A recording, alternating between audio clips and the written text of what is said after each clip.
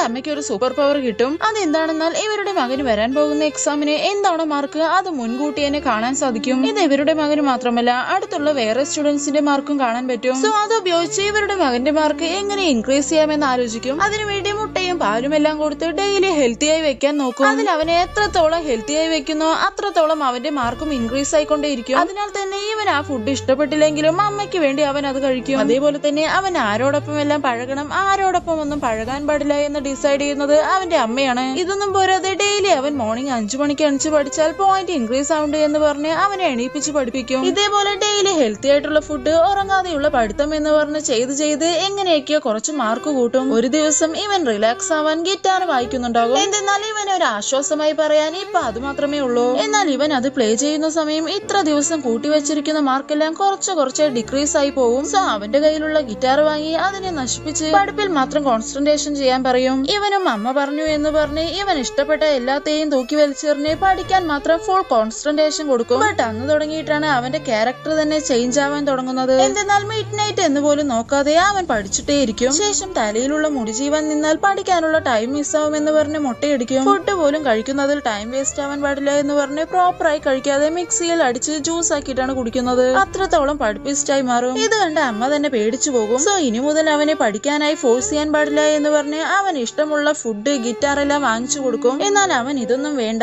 എനിക്ക് പഠിക്കാൻ ടൈമായി എന്ന് പറഞ്ഞ് അവിടെ നിന്നും ഓടും. അവസാനം നോക്കിയാൽ നന്നായിരിക്കുന്ന ചെക്കനെ ഭ്രാന്തനാക്കി മാറ്റിയിട്ടുണ്ടാകും.